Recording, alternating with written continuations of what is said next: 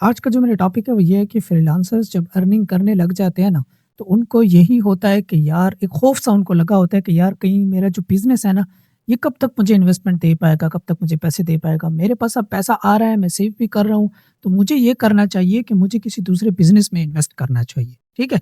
तो अब इस चीज़ को हम लोग समझते हैं कि आप एक फ्रीलांसर हैं, जो कि आप अच्छी अर्निंग कर रहा है।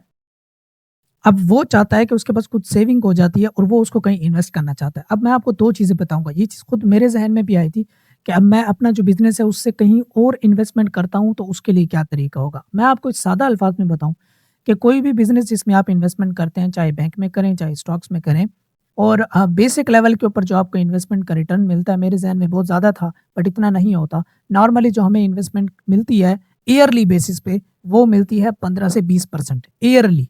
अगर मंथली देखा जाए तो हमें 2% से 3% तक का हमें कहीं से भी रिटर्न देखने को मिल सकता है अगर आप स्टॉक्स में इन्वेस्ट करते हैं या आप सेविंग अकाउंट में पैसा रखते हैं या आप किसी जगह के अंदर लगाते हैं। अब मौजूदा आपका जो बिज़नेस है, आप फ्रीलांसिंग कर रहे हैं, आप कुछ भी कर रहे हैं, जो मौजूदा आपका बिज़नेस है, उस पे आपका ज़ीरो पैसा लग रहा है। नॉर्मली फ़िलहाल के तौर पे हम लोग अपना वक़्त दे रहे होते हैं, सर्विसेज़ प्रोवाइड करते हैं, उसी को फ्रीलांसर कहते हैं। तो आपने सर्विसेज़ प्रोवाइड की, ज़ीरो पैसा लगा, आप जो है वो महीने के $300 के करीब कमा रहे हैं, पाकिस्तानी लिहाज से देखा जाए 1 लाख रुपए तक कमा रहे हैं, ठीक है? अगर 1.5 लाख, 1 लाख इतना आप कमा रहे हैं। तो हम 300 की एग्ज़ाम्पल ले लेते हैं कि आप इतनी इन्वेस्टमेंट कर रहे हैं, इतना पैसा आप कमा रहे हैं। अब मैं आपको मज़े की बात बताऊँ कि अगर आप यहीं से पैसा निकाल कर सेव करके $1000 किसी दूसरे बिज़नेस में डालें, मैं इसकी मिसाल लेता हूँ कि किसी इन्वेस्टमेंट फ़र्म में डालें या किसी सेविंग अकाउंट बैंक में पैसे रखवा दें। वो आपके तौर पे पैसे जाएगा, लगाएगा एंड आपको ईयरली जो प्रॉफ़िट देगा ना, वो आपको ईयरली प्रॉफ़िट देगा 15 टू 16% या फिर 20%, 22% ईयरली। मंथ के लिहाज से डिवाइड कर लिया जाए तो 2% से 3% उसका मंथली प्रॉफिट बनेगा। तो अगर इस हिसाब से देखें कि आपका $1000 अगर लगा हो, तो आपको मंथली सिर्फ $13 12 point something dollar on average मैंने उसको लगाया, अराउंड अबाउट में $13 आपको मिलेगा मंथली। ठीक है? कितने पे? $1000 पे। अगर आप इस रकम को बढ़ा लेते हैं और $1500 कर लेते हैं, तो आपकी जो इन्वेस्टमेंट परसेंटेज बढ़ रही है ना, वो इतनी सी है, सिर्फ 19 मंथली के लिहाज से बात कर रहा हूँ। ठीक हो गया? अब अच्छी बात मैं आपको बताता हूँ।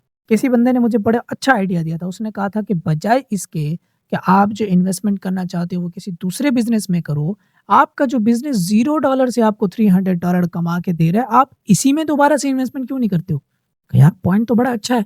सो फॉर एग्ज़ाम्पल हम पहले ऐड नहीं लगा रहे थे, हम लीड के ऊपर खर्चा नहीं कर रहे थे, हम नए क्लाइंट लाने पे खर्चा नहीं कर रहे थे। जो बिज़नेस आ रहा था या पर्सनल ब्रांडिंग से आ रहा है या फाइवर से आ रहा है या किसी प्लेटफ़ॉर्म से आ रहा है जहाँ हमारी इन्वेस्टमेंट सिर्फ़ और सिर्फ़ मौजूद होना, टाइम देना, दैट्स इट, नथिंग एल्स। सो अगर आप इससे 300 $300 कमा रहे हो, व्हिच इज़ वंडरफुल इन्वेस्टमेंट यार। तो अगर इसमें ही आप सिर्फ़ ऐड के ऊपर पैसा लगाओ, आप सिर्फ़ टीम के ऊपर मंथली पैसा लगाओ, कुछ ना कुछ आप पैसा लगाओ, फॉर एग्ज़ाम्पल $50 के करीब, और ये $50 मंथली लगाने के बाद आपको उसका रिटर्न जो है वो $400 की सूरत में मंथली के एतबार से मिल रहा है, तो ये हमारा 25% की मंथली ग्रोथ है। सो बजाय अगर आपके ज़हन में ये चीज़ आ रही है कि मैं इन्वेस्टमेंट कहीं और करना चाहता हूँ, तो उस इन्वेस्टमेंट को पहले अपने ज़हन से निकालें।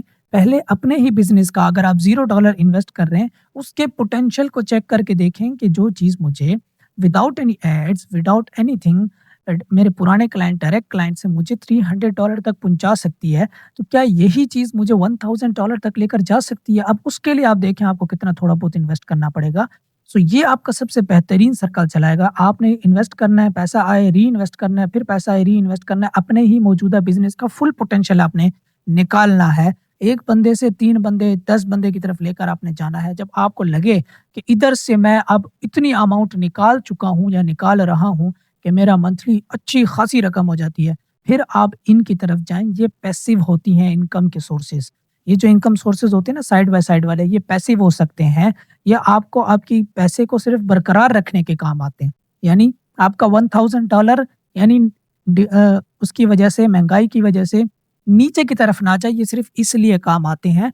और लॉन्ग टर्म के लिहाज से देखा जाए तो अगर आपका $10,000 वग़ैरह कुछ पड़ा हो, तो फिर आपको मंथली लिहाज से कुछ ना कुछ फ़ायदा हो सकता है। बट अगर आप छोटे लेवल पर हैं, आप 50,000 1 लाख रुपए कमा रहे हैं किसी बिज़नेस से, आप उसी बिज़नेस में मज़ीद पैसा इन्वेस्ट करके देखें, टीम के ऊपर पैसा लगा के देखें, नई सर्विसेज़ ऐड करके देखें, एड्स लगा कर देखें, आपको वही चीज़ सबसे ज़्यादा प्रॉफ़िट देगी क्योंकि आपका दिन-रात सोना-उठना इसी फ़ील्ड के अंदर है, इसी चीज़ के अंदर है। दूसरी चीज़, आप कहेंगे नहीं मैं किसी दूसरे बिज़नेस में भी तो इन्वेस्ट कर किसी दूसरे बंदे के साथ चले, वो बंदा अगर काम कर रहा होगा, तो आप उसमें कुछ नहीं कर सकते सिवाय पैसे देने के, ठीक है? फिर भी कोई नॉर्मल बिज़नेस भी है ना, वो भी आपको 5%, 7%, 10% तक आपको दे सकता है। इतना ज़्यादा रिज़ल्ट कोई भी नहीं दे पाएगा जितना आपको मौजूदा बिज़नेस दे सकता है। जब आप इसका फुल पोटेंशियल एक्सप्लोर कर लें, फिर किसी दूसरी जगह पे जाएँ। ये कोई एक फाइनेंशियल एडवाइस नहीं है, ये मैंने जो सीखा इन्वेस्टमेंट से, सेविंग से, जो चीज़ करते हुए मैंने सीखा है फ्रीलांसिंग के दौरान, ये मैं आपको रिकमेंड कर रहा हूँ। तो पहली इन्वेस्टमेंट आपने वापस अपने ही बिज़नेस में करनी है। वहाँ से जब आपको लगे आप फुल पोटेंशियल निकाल रहे हैं, फिर किसी दूसरे इन्वेस्टमेंट फर्म, किसी बैंक या कहीं और इन्वेस्ट करने का स्टॉक एक्सचेंज वगैरह में सोचिएगा। सबसे पहले आप पोटेंशियल यहाँ से निकालें। इसी किस्म की मज़ीद वीडियोज़ देखने के लिए, फ्रीलांसिंग के इश्यूज़, फ्रीलांसिंग के मसले वगैरह देखने के लिए आप यहाँ पे आ सकते हैं। मेरा यूट्यूब चैनल है यूबीएच अकेडमी के नाम से, और यहाँ पे हम लोग डिफरेंट चीज़ें, टॉपिक्स डिस्कस करते हैं। क्लाइंट हंटिंग के रिलेटेड हो गए, ग्राफ़िक के रिलेटेड हो गई, डिफरेंट चीज़ें।